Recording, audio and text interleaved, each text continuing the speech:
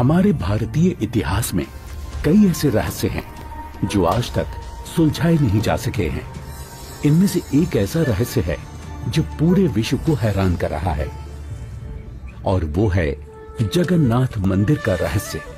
तो चलिए इस रहस्य को सुलझाने का प्रयास करते हैं। कहते हैं इतिहास को कभी मिटाया नहीं जा सकता। वो इतिहास ही है जो हजारों लाखों वर्षों में घटित हुई अतीत की घटनाओं को चलचित्र की तरह हमारे सामने रूबरू करा देता है। जगन्नाथ मंदिर भारत के ओडिशा राज्य में स्थित एक हिंदू मंदिर है। जगन्नाथ मंदिर को भारत के सबसे पवित्र मंदिरों में से एक माना जाता है। जगन्नाथ मंदिर के बारे में कई रहस्य हैं। एक रहस्य ये है कि मंदिर में स्थापित मूर्तियां अधूरी क्यों हैं? मंदिर का निर्माण कैसे हुआ? इस मंदिर में छुआछूत क्यों नहीं है? इन सभी रहस्यों को जानने के लिए देखें किस प्रकार शामिल रहे हैं। ये बात आज तक आमजन के लिए रहस्य ही रखी गई। आइए उस सत्य से रूबरू होते हैं और जानते हैं आखिर कैसे बना उड़ीसा के तत्कालीन राजा इंद्रदमन, जो कि बहुत धार्मिक प्रवृत्ति के थे और श्री कृष्ण जी की इष्टतम रूप में पूजा किया करते थे। एक रात जब राजा इंद्रदमन आराम फरमा रहे थे, तब श्री कृष्ण जी उनके स्वप्न में आकर दर्शन देते हैं और उनसे कहते हैं,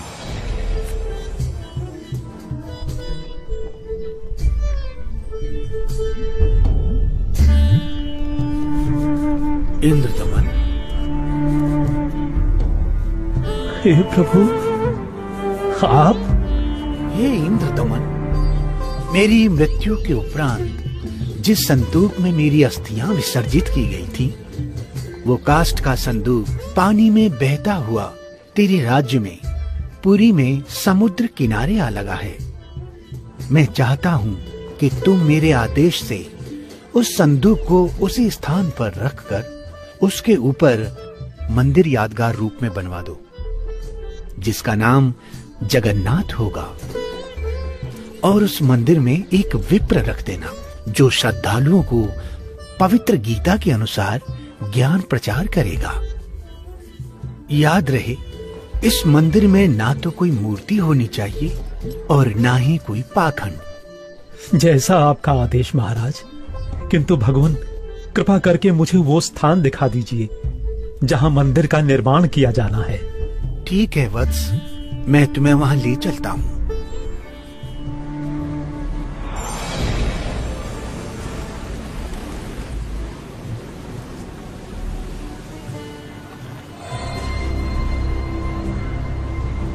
इंद्रदमन, यही वह स्थान है जहां तुम्हें हमारा मंदिर बनाना है।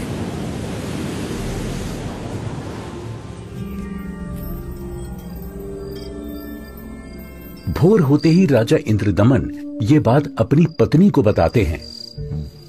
फिर उसके बाद मेरी आंख खुल गई। स्वामी, इस शुभ कार्य में देरी कैसी? सर्व संपत्ति उन्हीं की दी हुई है, उन्हीं को अर्पित करने में क्या सोचना। राजा इंद्रदमन तुरंत अपने मंत्रियों की सभा बुलाते हैं और मंदिर बनाने के लिए राज्य के सबसे कुशल कारीगरों को इकट्ठा किया जाता है। जिसके बाद सभी पुरी नामक स्थान पर पहुंच जाते हैं जहां वो संदूक तैर रहा था। उसे निकलवाकर जमीन खोदकर संदूक दबा देते हैं।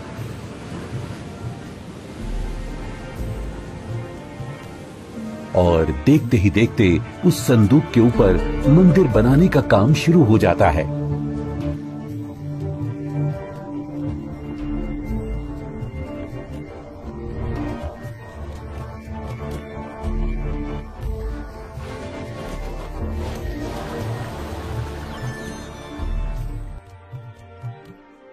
महाराज की जय हो।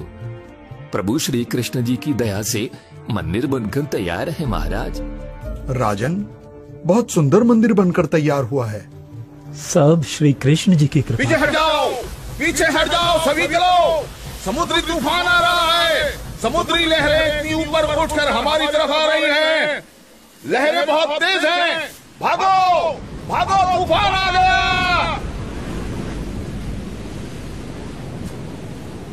राजन, ये लहरें तो बहुत ऊंची हैं। हमें अतिशीघ्र यहाँ से निकलना होगा।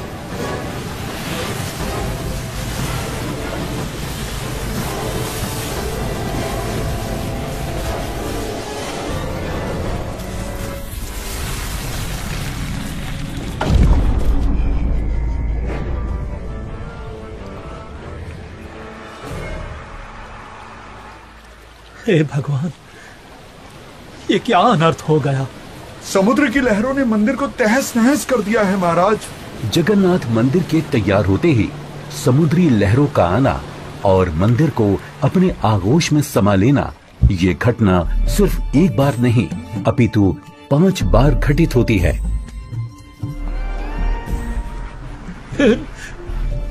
नहीं नहीं, ये नहीं हो सकता।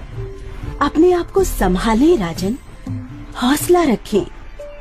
न जाने समुद्र मुझसे कौन से जन्म का बदला ले रहा है। मैं क्या करूं, कुछ समझ नहीं आ रहा है। राजकोष भी खाली हो चुका है। अब और मंदिर बनवाने का मेरा सामर्थ्य ही नहीं बचा।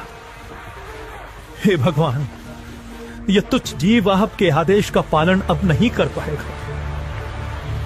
मुझे माफ कर देना भगवान, माफ कर देना। राजा के 100 यत्न करने के बावजूद मंदिर नहीं बन रहा था। तब काल ब्रह्म से हुए वचन के मुताबिक सर्व सृष्टि के रचनाहार, सभी आत्माओं के जनक, दुख हरता कबीर प्रभु अपने निज धाम सतलोक से आकर वहां प्रकट होते हैं और एक संत रूप में राजा के दरबार में पहुंच जाते हैं।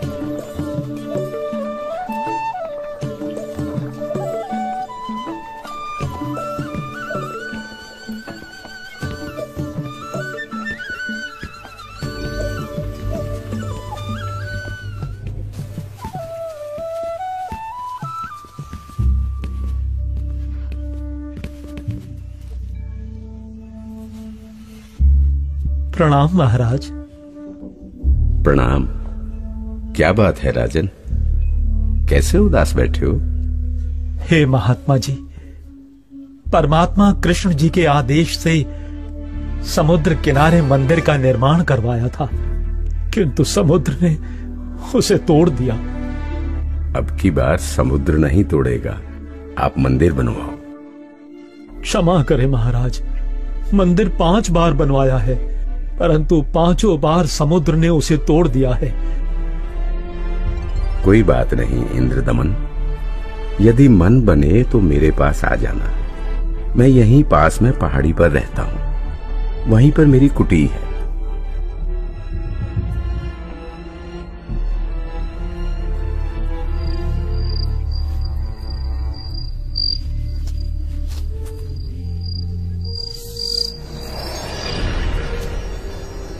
इंद्रदमन, एक बार फिर मंदिर बनवा दे। जो तेरे पास संत जी आए थे तो उन्हीं से सहायता की याचना कर ले। वो कोई मामूली संत नहीं है इंद्रदमन, उनकी भक्ति शक्ति का कोई पार पार नहीं है।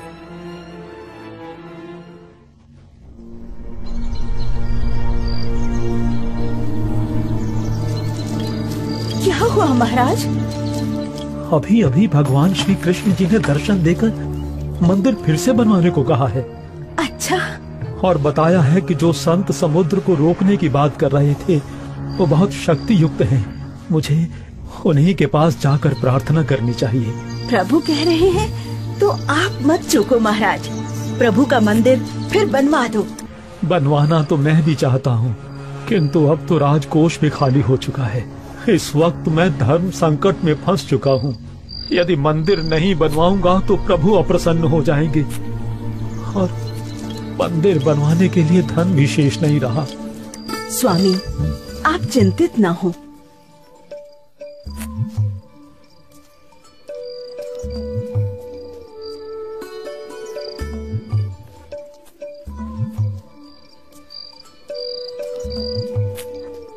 मेरे पास आभूषणों की कोई कमी नहीं है। किंतु रानी, आपके आभूषण। अभी उसकी चिंता आप ना करें राजन। आपका और मेरा दुख एक ही है, दो नहीं है। आप संकट में हैं, मैं इन आभूषणों का क्या करूंगी? आप बस भगवान के आदेश के अनुसार मंदिर निर्माण का कार्य पुनः प्रारंभ करवाएं। स्वामी, ये आभूषण भी भगवान के ही दिए हुए हैं और भगवान के आदेश का पालन करने में इनका सहयोग लेना मैं अपना सौभाग्य समझूंगी। जी। सुबह उठते ही राजा इंद्रदमन अपने महामंत्री को बुलाकर भगवान श्री कृष्ण जी के आदेश के बारे में बताते हैं। आप जाइए और मंदिर कार्य पुनः प्रारंभ कराने की तैयारी करें।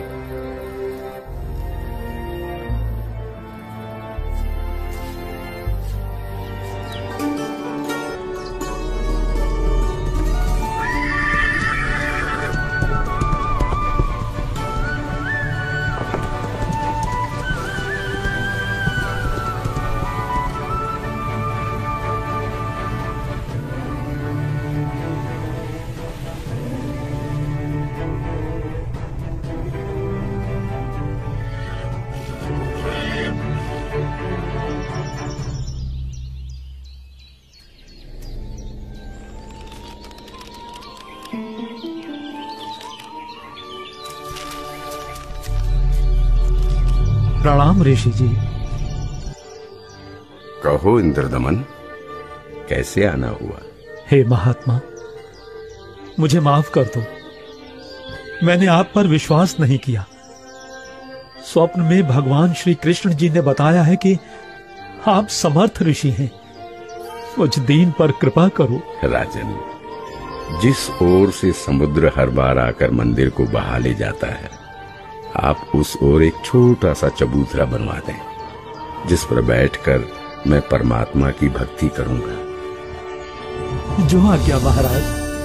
कुछ समय बाद मंदिर का निर्माण कार्य तकरीबन पूरा हो चुका था। एक दिन राजा स्वयं खड़े होकर निर्माण कार्य देख रहे होते हैं। तभी वहां गोरखनाथ जी आ जाते हैं। प्रणाम स्वीकार करें महात्मन। इंद्रदमन, आप भगवान का इतना सुंदर मंदिर बनवा रहे हैं, किंतु सुना है कि इस मंदिर में कोई मूर्ति नहीं लगा रहे। ऐसा क्यों? मुनिवर क्षमा करें। भगवान श्री कृष्ण ने स्वयं स्वप्न में आकर मुझे मूर्ति लगाने से मना किया है। राजन, सपना तो सपना ही होता है। आपको हमारे आदेश का पालन करना होगा। मंदिर में भगवान कृष्ण की मूर्ति की स्थापना की जाए। हे महात्मन, जैसा आपका आदेश। हाँ, और याद रहे, मूर्ति चंदन की लकड़ी से बनाई जाए। राजा ने अपने मंत्रियों को बुलाया और विचार विमर्श करने के बाद अन्य संतों से कहा कि राजन, अकेले भगवान का मन कैसे लगेगा? मंदिर में भगवान श्री कृष्ण जी के साथ साथ बलराम और सुभद्रा की मूर्ति भी स्थापित की जाए। राजा ने मूर्ति बनाने के लिए एक कुशल कारीगर ढूंढने की बात कही। मंत्रियों ने 3 कुशल कारीगरों को बुलाकर मूर्तियां बनवाना शुरू कर दिया। अब एक तरफ मंदिर तो दूसरी तरफ मूर्तियां बनाने का काम चल रहा होता है, किंतु कुछ समय बाद पता चलता है कि जिस तरह मंदिर बार बार टूट रहा था, अब इस प्रकार मूर्तियों के भी अपने आप टुकड़े टुकड़े होने लगते हैं। और ऐसा 3 बार होता है, जिसे देख राजा इंद्रदमन बहुत चिंतित हो जाते हैं, किंतु भगवान से भक्त का दुख देखा नहीं जाता। इसलिए एक दिन जब राजा अपने दरबार में बैठे होते हैं और पूरा दरबार बिल्कुल शांत होता है, सबके सब इसी चिंता में होते हैं कि करें तो क्या करें। तभी वहां पूर्ण परमात्मा कबीर देव एक वृद्ध कारीगर यानी शिल्पकार का रूप धारण करके प्रकट हो जाते हैं।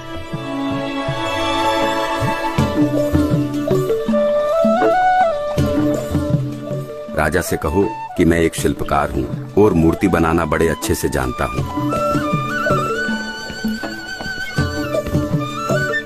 महाराज की जय हो। महाराज, बाहर एक वृद्ध व्यक्ति आया है और अपने आप को मूर्तिकार बता रहा है। आपसे मिलना चाहता है महाराज। अवश्य, उनको अवश्य आने दिया जाए। जो आदेश महाराज।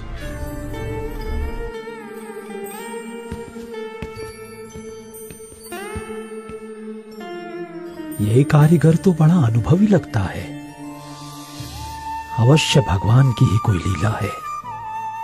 हे राजन, मैंने सुना है कि प्रभु के मंदिर के लिए मूर्तियां पूर्ण रूप से बन नहीं पा रही हैं।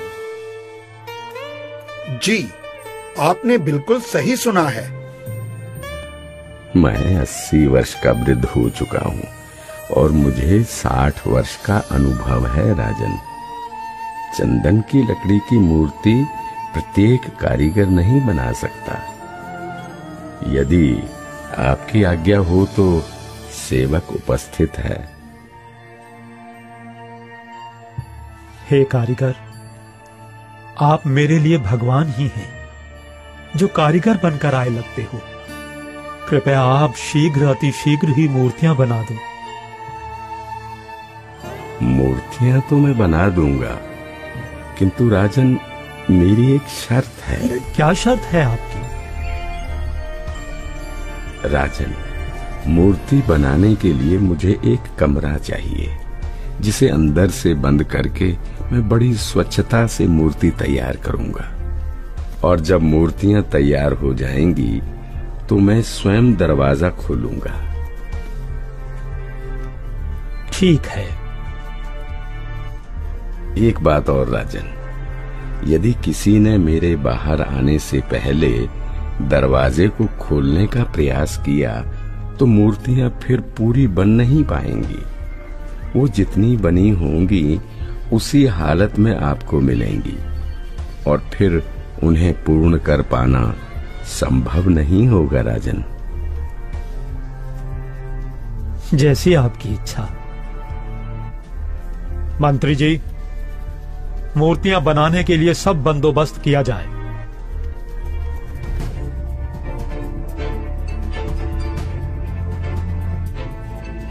प्रणाम महात्मा जी। इंद्रदमन, मूर्तियां बनवाई क्या?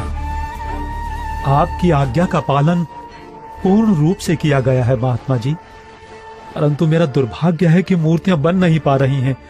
बनते बनते ही सबके टुकड़े टुकड़े हो जाते हैं। मूर्तियां अवश्य बनवानी है राजन, अब बनवाओ। मैं देखता हूं कैसे टूटती है मूर्ति। हे नाथ जी, प्रयत्न किया जा रहा है। प्रभु का भेजा एक अनुभवी कारीगर बंद कमरे में मूर्तियां बना रहा है। राजा इंद्रदमन नाथ जी को सारी स्थिति से अवगत करवाते हैं और कारीगर की शर्त के बारे में भी बताते हैं, किंतु महात्मा नहीं मानते। वो मूर्तियां देखने की जिद करने लगते हैं और राजा के मना करने के बावजूद भी उस कमरे के सामने पहुंच जाते हैं जहां मूर्ति बनाने का काम चल रहा होता है।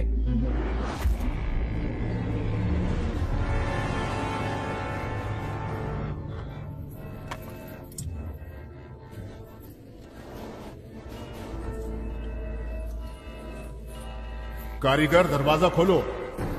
दरवाजा खोलो कारीगर। मैं कहता हूं दरवाजा खोलो कारीगर, हमें मूर्तियां देखनी है। राजन, आप बता रहे हो 80 वर्षीय वृद्ध हैं और 12 दिन से खाना पीना भी नहीं किया है। अब आवाज भी बंद है, कहीं कारीगर मर न गया हो। आप दरवाजे को तोड़वा दीजिए। राजा न चाहते हुए भी नाथ जी के कहने पर दरवाजे को सैनिकों से तुड़वा देते हैं।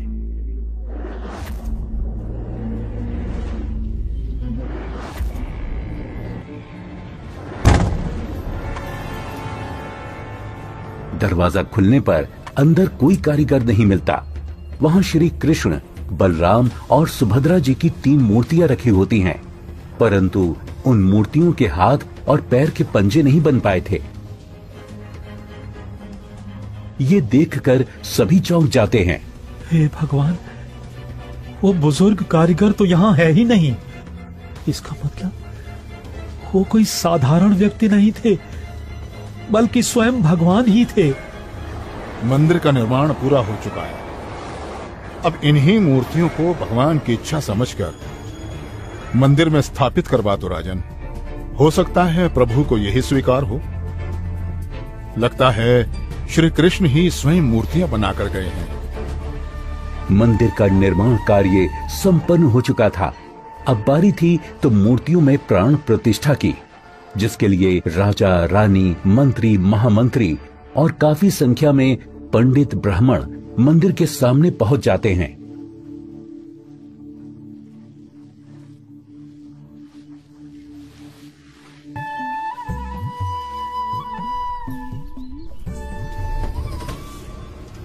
रे दुर्बुद्धि शूद्र, अपवित्र! देखता नहीं मंदिर का द्वार अपवित्र कर दिया तूने। ये क्या हो गया? शूद्र कैसे बन गई? भगवान ये कैसे हो गया? ये कैसे हो गया भगवान? कैसे हो गया? प्रभु शुद्ध हो गई हैं क्योंकि मुख्य द्वार को उस शूद्र ने अशुद्ध कर दिया है, इसलिए सब मूर्तियों ने शूद्र रूप धारण कर लिया। बहुत बड़ा अनिष्ट हो गया राजन। कुछ समय उपरांत देखते ही देखते मूर्तियां अपने वास्तविक रूप में आ जाती हैं, जिसके बाद पंडित कई कई बार गंगा जल छिड़ककर मूर्तियों को शुद्ध करने का उपक्रम करते हैं।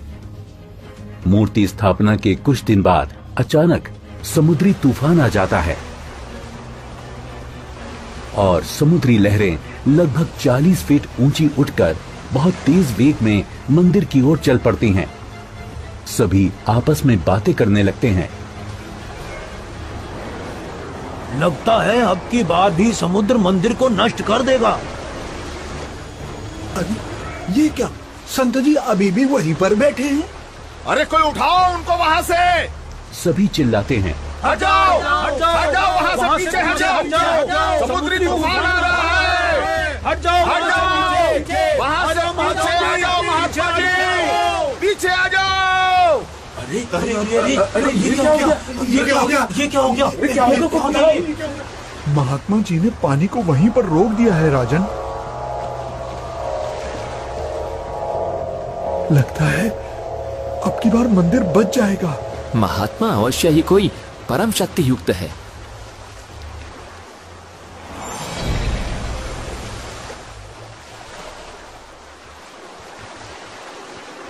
हे भगवान, मुझे रास्ता देने की कृपा करें। मैं मंदिर तोड़ने जाऊंगा। वत्स, ये मंदिर नहीं है। यहाँ पाखंड पूजा नहीं होगी, बल्कि गीता का ज्ञान सुनाया जाएगा। ये तो आश्रम है। आप जैसे बलवान को शोभा नहीं देता कि इसको विध्वंस करें। लेकिन मैं इसे अवश्य तोड़ूंगा, चाहे कुछ भी हो। अगर ऐसा है तो जाइए समुद्रदेव, तोड़िए।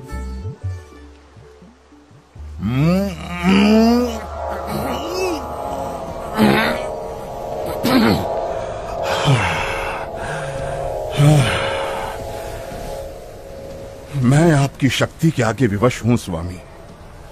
आपकी शक्ति अपार है। आप मुझे रास्ता देने की कृपा करें प्रभु। मैंने राजा इंद्रदमन को मंदिर की रक्षा का वचन दिया है। मैं मार्ग से नहीं हट सकता समुद्रदेव। आप ऐसा कुकृत्य क्यों करना चाहते हैं?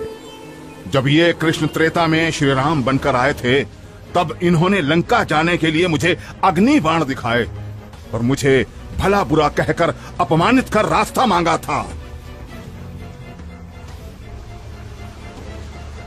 लक्ष्मण, मेरा अग्नि बाण दो। लातों के भूत बातों से नहीं मानते। मैं ये मंदिर तोड़कर उसका प्रतिशोध लेना चाहता हूँ। समुद्रदेव, प्रतिशोध तो आप पहले ही ले चुके हो। आपने तो समस्त द्वारिका पहले ही डुबो दी है। जी नहीं, अभी वो पूर्ण रूप से नहीं डूबी।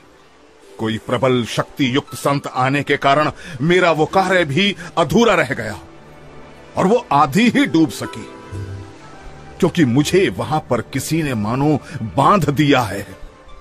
वत्स, वहां भी मैं ही पहुंचा था और मैंने ही वो अवशेष बचाया था। अब जा, शेष बची द्वारका को भी डुबो ले, परंतु उस यादगार को छोड़ देना जहां श्री कृष्ण के शरीर का अंतिम संस्कार किया गया था। अन्यथा आने वाले समय में ये भ्रम पैदा होगा कि श्री कृष्ण की मृत्यु ही नहीं हुई। समुद्र, ध्यान देकर सुन। यदि फिर इधर मंदिर तोड़ने आया तो बात ठीक नहीं रहेगी। कबीर परमेश्वर के आदेश से समुद्र लगभग 1.5 किलोमीटर पीछे हट जाता है, जिसे देखकर वहां खड़े राजा, मंत्री, सैनिक और जनता सभी खुशी मनाने लगते हैं और जय जयकार करने लगते हैं संत रूप में आए कबीर परमेश्वर की।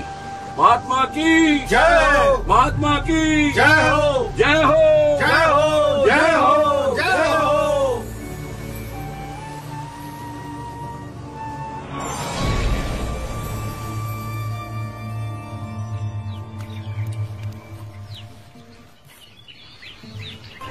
पंडित जी, सब कुछ करके देख लिया, आपका कुष्ठ रोग तो बढ़ता ही जा रहा है। भगवान, परमेश्वर, ये क्या हो गया? हे प्रभु, कष्ट हरो महाराज, क्षमा करो महाराज। पता नहीं मुझे किस पाप का प्रायश्चित करना पड़ रहा है। गलती क्षमा करो प्रभु, गलती क्षमा करो।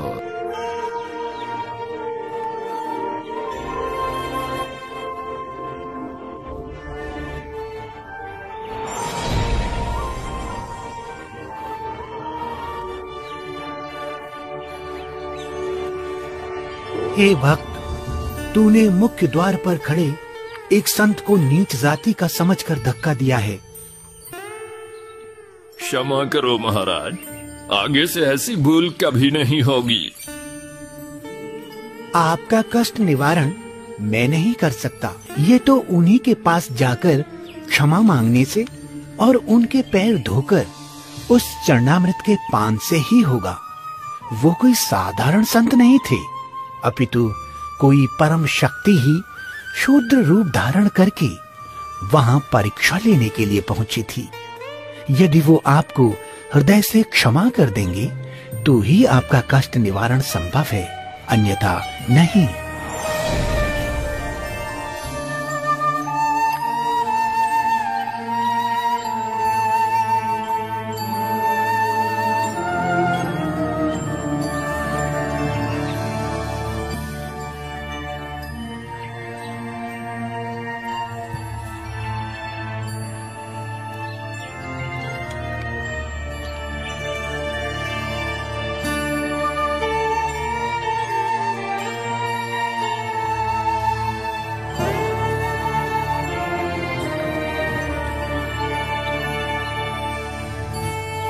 सुना है कि पंडित जी ने प्राण प्रतिष्ठा वाले दिन जिसको धक्के मारकर मंदिर से बाहर गिराया था, भगवान श्री कृष्ण ने दर्शन देकर उन्हीं से माफी मांगने को कहा है। अच्छा? हाँ, मुनि की खोज सभी कर रहे हैं, तभी पंडित जी का कोढ़ का रोग ठीक हो सके। आसपास के पूरे क्षेत्र में घूमने के बाद भी जब परमेश्वर का वो शूद्र रूप कहीं दिखाई नहीं दिया, तब वापस मंदिर जाते समय पंडित जी मन ही मन भगवान से प्रार्थना करते हैं, प्रभु, प्रभु,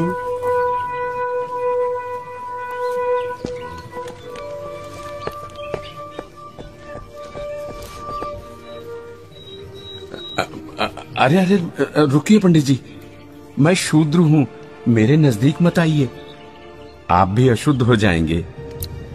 आप ऐसा न बोले, मैं बहुत शर्मिंदा हूँ भगवान।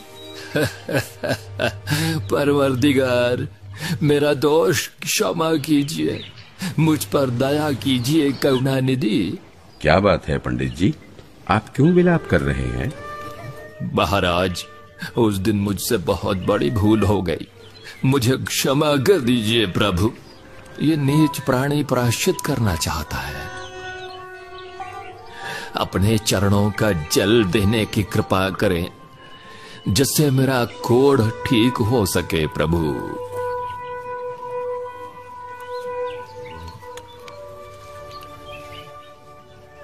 हे ब्राह्मण, इसे 40 दिन तक पीना तथा जल में डालकर स्नान करना। आज से 40वें दिन तुम्हारा कुष्ठ रोग समाप्त हो जाएगा।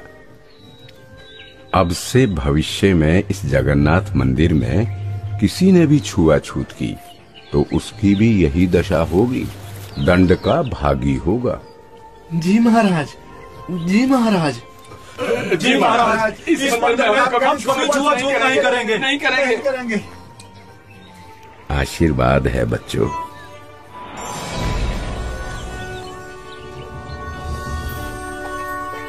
कहते हैं जगत का पेख न पेख्या, धनी का नाम न लेखिया। कोई कहता है कि मंदिर श्री कृष्ण जी ने बनवाया, तो कोई कहता है कि जगन्नाथ भगवान